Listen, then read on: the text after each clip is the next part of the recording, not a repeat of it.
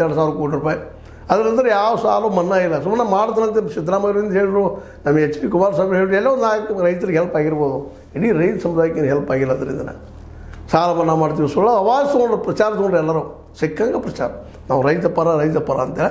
ಅದಕ್ಕೆ ಇವತ್ತು ಮಾಲೀಕರು ಸಹಿತ ಇವತ್ತು ಭಾಳ ಒಂದು ಕರುಣೆಯಿಂದ ಇವ್ರ ಕಡೆ ನೋಡ್ಬೇಕಾಗಿದೆ. ಯಾಕಂತಂದ್ರೆ ರೈತರು ಇದ್ದರೆ ನಿಮ್ಮ ಕಬ್ಬ, ರೈತರು ಇಲ್ಲಂದ್ರೆ ನಿಮ್ಮ ಫ್ಯಾಕ್ಟ್ರಿ ಬಂದ.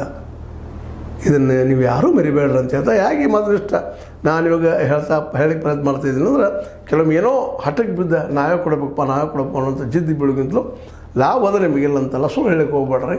ಲಾಭ ಅದ, ಬೇರೆ ಓಪನ್ ಚರ್ಚೆಗೆ ಬರ್ರಿ, ರೈತರು ಮಾತಾಡ್ರಿ, ಹೆಂಗೆ ಲಾಸ್ ಆಗ್ತದೆ ತೋರಿಸ್ರಿ ಅವ್ರಿಗೆ, ರೈತರು ಇಂಪ್ರೂವ್ ಮಾಡ್ತಾರೆ. ಆಗ ಅದನ್ನ ಕೇಳ್ತಾ ಇದ್ದಾರೆ, ರೈತ ಬರೀ ಪರ್ಮಿಟ್ ಮಾತಾಡಬೇರಿ ಅಂತೇಳಿ ಪ್ರೂವ್ ಮಾಡಿರಿ. ಪಾಪ ಭಾವನೆಗೆ ಬೀಗಿಸಿ ಏನೋ ಒಪ್ಕೊಂಡಿದ್ದಾರೆ. ಮೊನ್ನೆ ಭಾವನಾಜೀವಿಗಳು ನಮ್ಮ ರೈತರು, ಶಿವನಪ್ಪನಂಥವ್ರು, ಶಶಿಕಾಂತ್ ಗುರೂಜಿ ಅಂತವರು, ಇನ್ನೂ ಅನೇಕ ನಾಯಕರು ನಿಮ್ಮಲ್ಲೂ ಇದ್ದಾರೆ.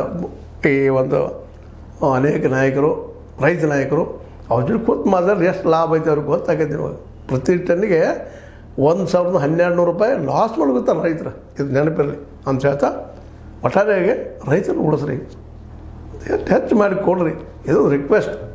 ಅದು ಅವ್ರದ್ದು ಉಗ್ರ ಹೋರಾಟ ಮಾಡ್ತಾ ಇದ್ದಾರೆ, ಅದು ಅನಿವಾರ್ಯ ಐತೆ ಅವ್ರಿಗೆ, ಗಾಡಿ ಹತ್ತದ ರೀ ಅನಿವಾರ್ಯ. ಅವರು ಎಷ್ಟು ಹೇಳ್ತಾ ಇದು ನಿಮಗೆ ಲೈಕ್ ಆಗಿರ್ಬೋದು, ಲೈಕ್ ಮಾಡಿ ಶೇರ್ ಮಾಡಿರಿ, ಕಾಮೆಂಟ್ ಮಾಡಿರಿ, ಜೊತೆಗೆ ಸಬ್ಸ್ಕ್ರೈಬ್ ಆಗೋದು ಮರೀಲಿಕ್ಕೆ ಹೋಗ್ಬೇಡ್ರಿ. H60 ನ್ಯೂಸ್ ಇರ್ತದೆ.